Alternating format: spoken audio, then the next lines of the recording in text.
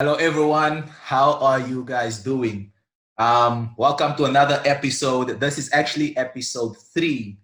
No, this is actually episode four of the Alpha Like podcast, where we try and work towards living life with purpose through God. And today on the show, I have someone very special here. I have Ronald Abels. He's an ex-gangster, an ex-drug addict, an ex-criminal. And right now, he has touched many hearts and helped many youth find identity through his youth work and motivational speaking.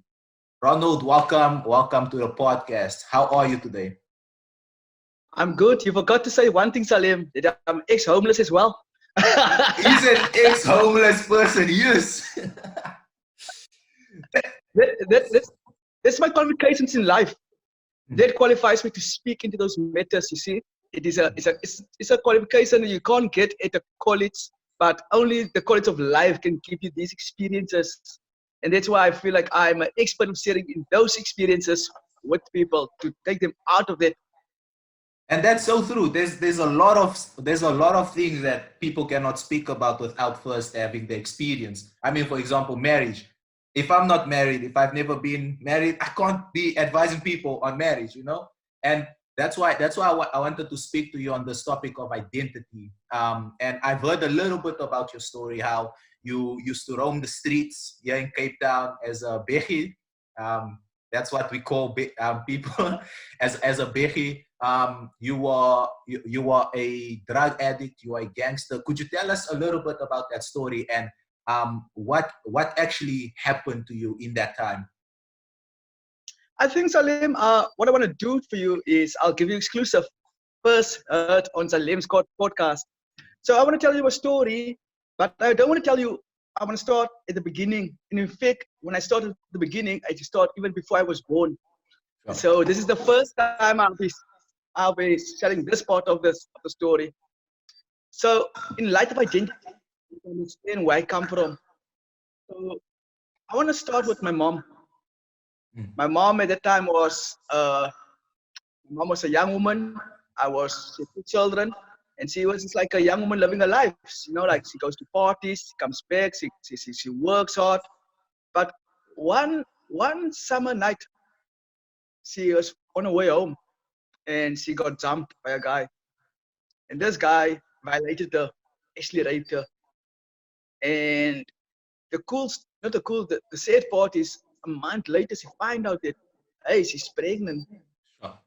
And that's how I was conceived in that circumstances. And just imagine for a second what is going through my mother's mind now is that she's been violated and the child growing in her, she doesn't really love it because she really hates it. Because this child, if it's growing in her stomach, is being reminded of the crime. And so Trevor now says born a crime, but I think this is really born a crime. And so as I grow in the stomach and she's really not too pleased with this child, and she goes to a couple of weeks later, she goes to my grandparents. She says, hey, I'm pregnant. And they're like, oh, no, you're not married. You don't have enough kids. She doesn't tell them the truth. But then there is like, okay, you have to abort this child. Sure. So I'm like, whoa. No, no, she's like, we gave her some money. She goes to the, she gives the money. She walks out and she goes three times it happens. She tells me she just went and bring the money out. Sure. And so I'm so right from conception. I have identity crisis. I'm a child. It's not love. I'm a fetus. It isn't love. I'm a Sure. person without identity.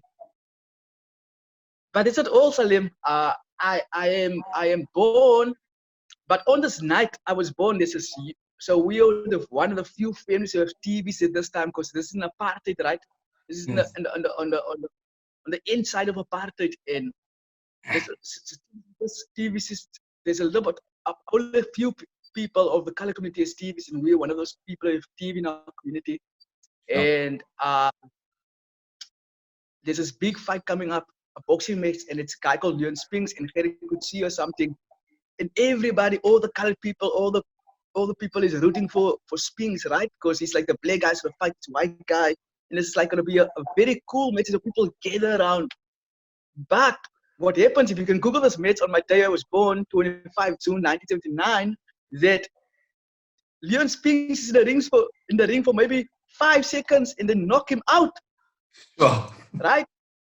They knock him out. And you know what my mother called me? My nickname? Spinks, Speaks. loser. And so basically it gives me the nickname me of every color kid in the community. It's got a nickname, it's named me after this loser, of this great disappointment. This Sure. guy, this person who everybody had their faith in and just lost it for them.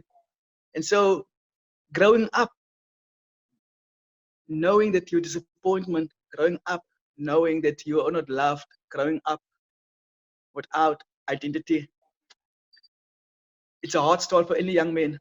And Sure. I don't say I'm so special, but I want to say that life was hard. Yeah. And so even though those things not communicated to you, I didn't know about this fight. I didn't know about the incident that time. But you know something in your gut, something is wrong. Yeah. Something is missing. Something is not there. So this boy grows up without identity, without purpose, without dreams.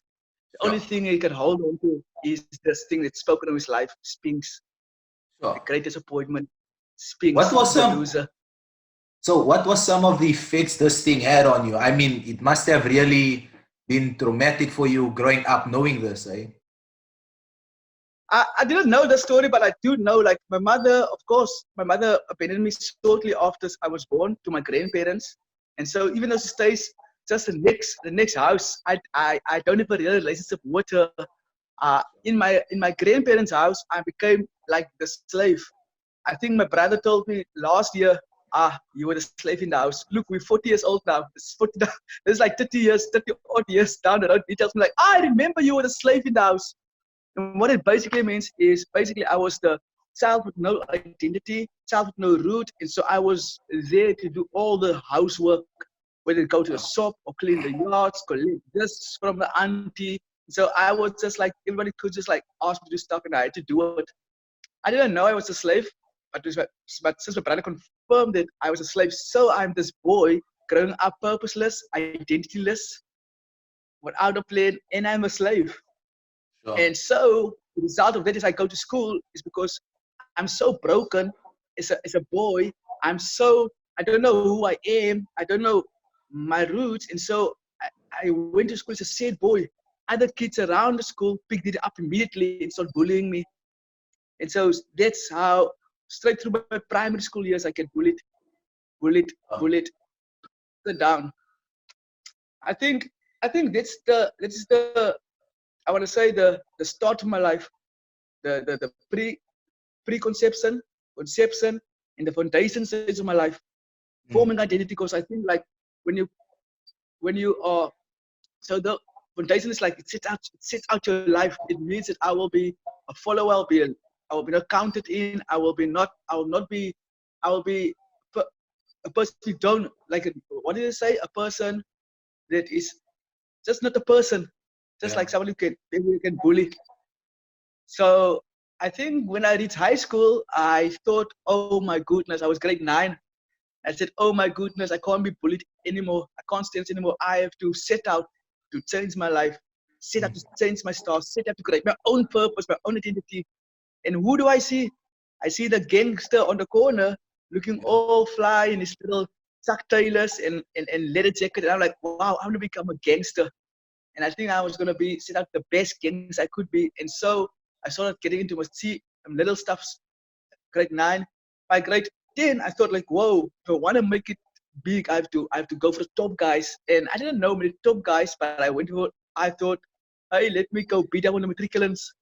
So can you imagine the skinny kid just run into like 20 matriculant boys and just like start beating on them and they kick the out of me every day, every day.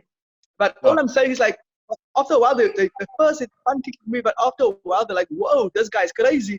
And then when they graduated, I was the man of the school, the crazy guy. And so Spinks become a name on the school. Sure. But as I set out to be a gangster, I always look out. because I was skinny, but I had a brain. I Mm. was good at numbers. I started like wheeling and dealing, taking over a small gang, and then work my way up to the gang ranks. I think by the time I was matric, I was one of the most up and coming gangsters in my community. By this time I was selling main drugs.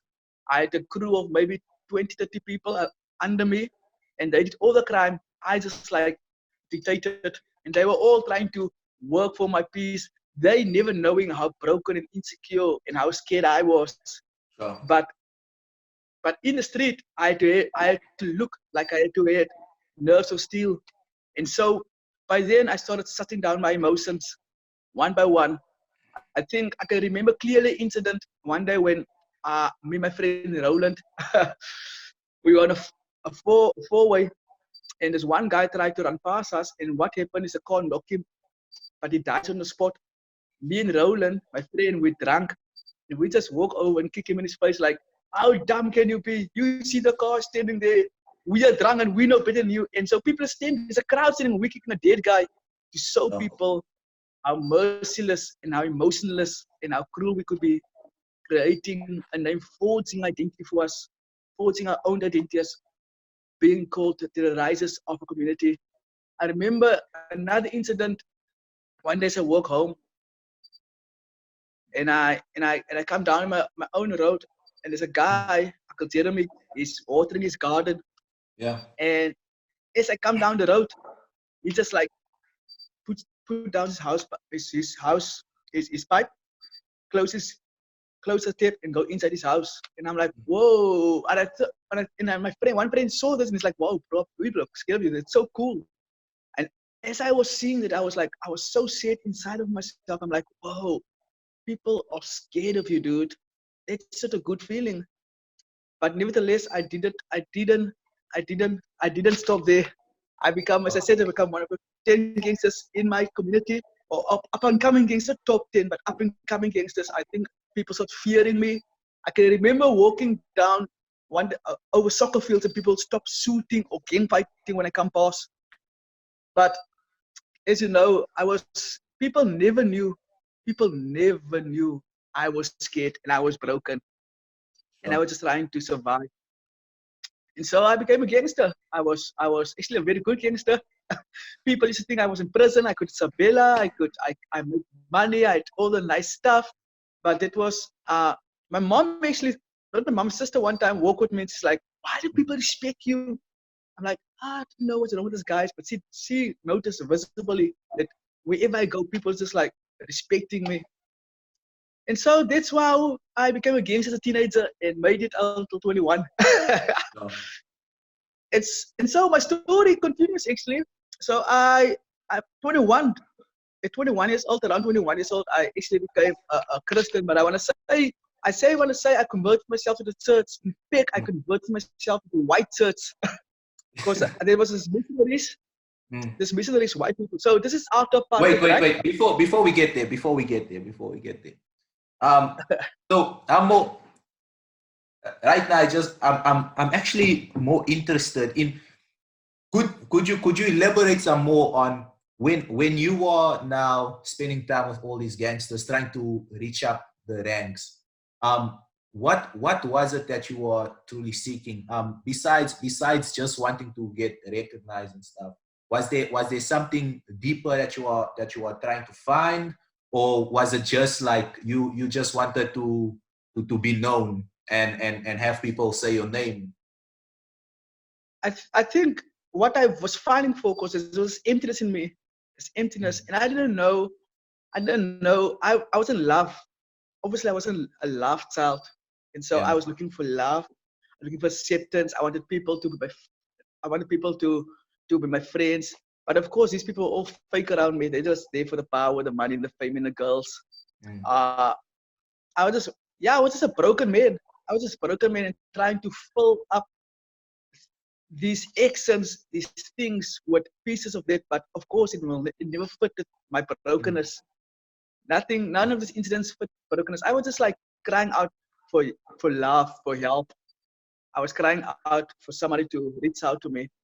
Did anyone reach out to you in that time when you were I a think gangster? Not really, eh? Not Yes. really.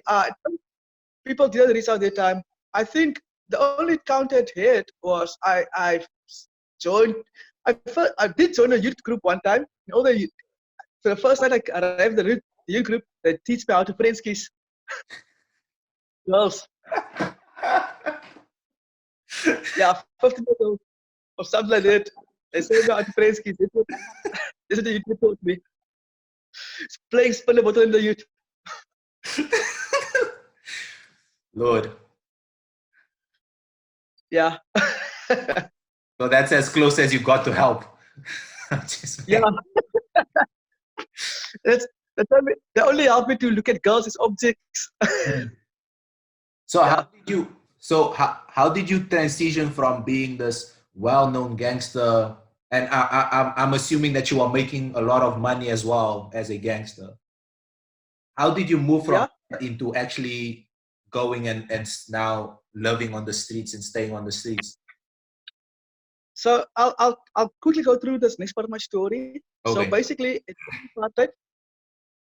at the end of apartheid, I this missionaries come to Capricorn. We stayed in close. We stayed in Seawinds now, and then missionaries come to Capricorn. It's white people, and so as a colored child in a community, I'm like, it's white people. Wow! But as a gangster, I had to pretend my cool, right? And so I just stand in a corner and then watch them. My mom was a drunk this time, and they talked to my mom and they evangelized my mom, and I'm like, I'm just watching this thing from the side. This woman walk over to me and she gives me the biggest hug I've ever gotten. First of all, self-love. Suddenly, I slip slowly. I walk slowly. I go to the home groups when my friends start looking. I go to the home groups and I start like transitioning to there. But I was fake. Hey, I was fake through and through because I wanted to impress the white people. I wanted to be a good little boy for the white people. I wanted to be a good Christian for the white people. And so what the white people say, I believe, right? And so I just pretended for 7 years, basically, maybe So 6 years. Yeah, just pretend I sing the songs. You know how it is. People, we pretend. I think it's because we pretend all the time. We sing the songs, we do the dance, we know the Bible. But when we actually come to living our lifestyles, we different. yeah. And so I do this a whole lot. I even stay with them, and they'll teach me some manners and how to eat with a knife and a fork. And it's great. It's great. But inside, I'm still broken because I am converted to the church and not to Christ. Christ didn't set me free. The church has set me free, and you know that's also a almost a false freedom. Mm. But if Christ sets you free, you're free indeed. Sure. And Amen. so uh, I am, I am just doing this. After a while, I find that I got this girl, Christian girlfriend, and what happens is she goes on a small mission trips, comes back. She basically accuses me of cheating on her. She dumps me, breaks my heart. I then start living a double life. So Friday nights I go to youth, and then I'm one of the youth pastors there. And then after Friday nights I go and drink. Okay, so I'm living this double life now, and then it goes on for a while. One night, this is how it starts. So one night, I had to fast forward that so I can come out to the point. So one night, my friend Jeremiah. So this is a guy I met who was a glue cop. Somebody who just Mm. smokes glue, and you know, guys are robots. Yeah, He yeah. becomes friends with me. So we hang out a lot. He becomes a Christian, becomes a genuine, and real Christian. And so as I'm doing this double life, so one night I'm at the tavern. But you must remember I was a gangster and I made a lot of damage in my past. So people get, hey, yo, Ronald, yeah, we must to get this guy. It is actually it's a bounty on my head actually from what I hear. It's a bounty on my head still from that time outstanding. And Sure. so people want to assassinate me. And so, but Jeremiah, he's at home. I'm at the table having a nice time. Woo, look at Joel. He stands up. The Lord wakes him up in the middle of the night around 12 o'clock. He walks over to me, says to me, Ronald, I think God wants you to come home. And I'm like, yeah, but okay, you go first, and I walk second. Me not knowing people is out there to assassinate me. And what happens is people start shooting at people shoot. I don't know how many bullets. There were like maybe 5 or 6 guys just shooting on me. So I started running through the walkies, through the sacks and stuff. And Jeremiah's in front of me. And then when I reach the safe, so I ran, get close to home, jump into a door kennel, hide in a door kennel, right? Sure. Uh, when I feel I'm safe, I look around for Jeremiah, couldn't find Jeremiah, Sure. and I went on the next day normally, and then I found out Jeremiah died. He was Sure. killed in my place, and that just like it killed me. It killed me that this cousin guy, my friend, died in my place that night. I couldn't handle it, and so I went back to the only thing I know, gangsterism. By this time, gangsterism, uh, the gangster scene is changed. It's all about drugs now, took meth. So Mm. meth is flooding the streets, and I got some. So I start wheeling and dealing. I start wheeling and dealing. I start selling. I start making money. But then the worst thing could happen to a drug guy. A drug lord. He gets high on his own supply, and soon I had a little house there. I was selling nice drugs, and then what happens then is I smoked too much drugs, and I smoked myself out of drugs, so I don't have supplies anymore. And so I started working with other drug lords. So I smoke out their drugs, and they can't sue me because I got some rank in the community, and so I can't get work anymore. And my brain is so fried by now that I'm just thinking of my next hit. So I start sleeping with my friends. I lost everything. I can't go to my family. So to stay my friends, they kick me out. Going to girlfriends, they kick me out. Uh, Sure. Other gangster friends, they kick me out. All I love for is the next hit, and so I got no function, nothing. Just my next hit. So that's how I became homeless slowly, homeless. And then after a while, I couldn't even afford to smoke meth anymore. And so if I get some weed, it was like the life goal. Get some weed just to smoke today. And so after starting with staying in people's yard, making fires all night, sleeping on the side in the by roads in Capricorn Overcome, I started I started just love for food, three cooked Mm. meals. So in the Sure. mornings I would wake up, go to some Chris education center, get some pop for kids, and then I would travel to Simonstown, the Happy Valley, get some Sure. lunch there, come back, sleep a little bit while, and then go to Weinberg for supper. And so that's my life maybe for 6 months. Just that those three things I do every day. And then by this end of this time, I'm stinking. My hair is really, really, really big. My hair is still big now, long because of lockdown. Lockdown. That's how you know. That's how you know when someone's locked down. But but I'm stinking. I got lice growing in my hair, my pubes, everywhere. I got lice. I stink. You know the guy who comes in the train and then he stinks so much everybody moves away. That's me. Sure. And I'm just a mess, a mess. And then one day as I was really hungry. I can remember this very clearly. I'm really hungry and I'm really wanting to take a hit. I'm Mm. sitting on a rubbish heap. You know, on the community sometimes they dump stuff on some corners. Yeah. It's always just called the dumb stuff. So I'm sitting amongst the stuff, looking for something. And then I just heard the voice of God saying crystal clear, Ronald, it's time to come home.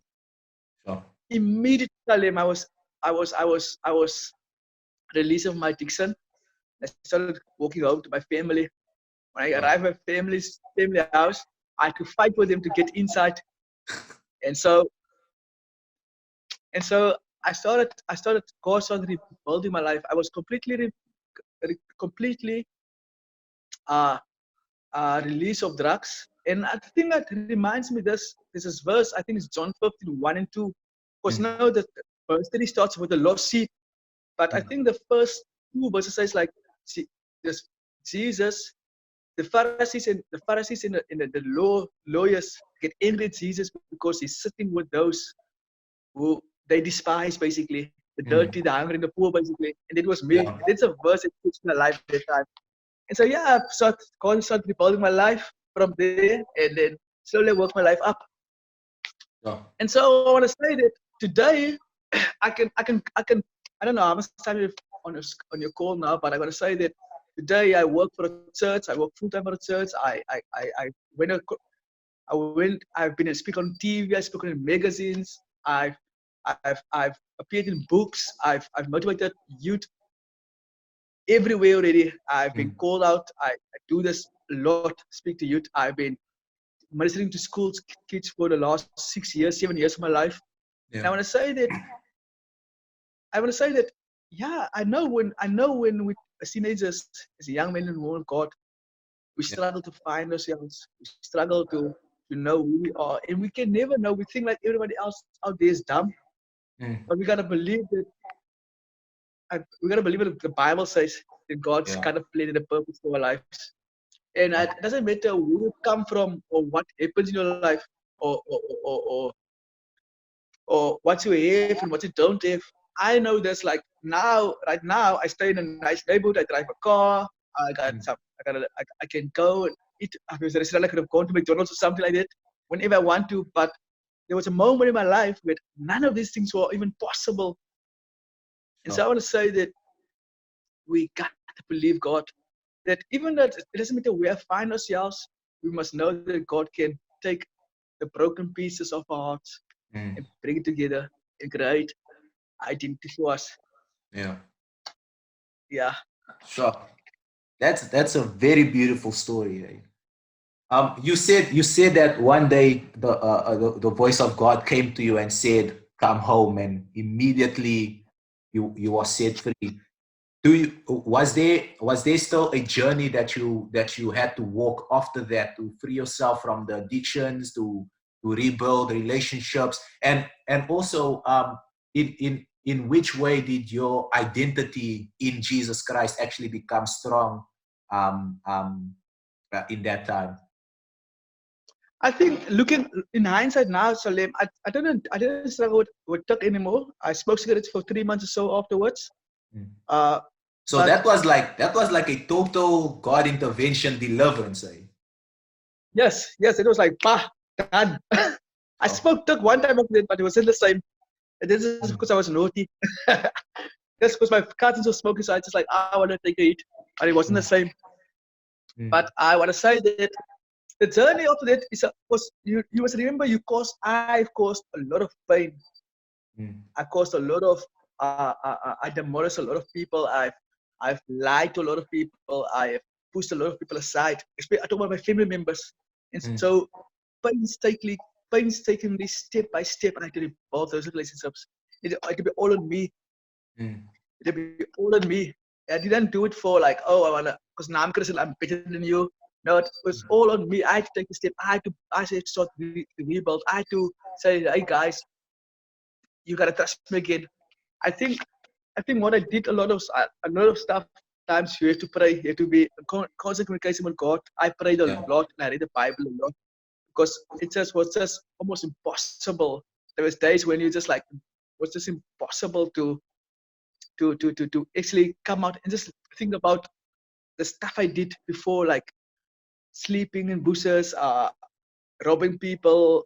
Those things are violent because I think even now I struggle to think about I can when I think about the times I was a gangster, I think like torturing people, drilling people with actual drills and let dogs bite their balls Sure. like for fun. I think that is not it's not just something easier making career around. Stepping Yeah. girls just because you can stab them with knives and stuff. It's not easy to carry those things around.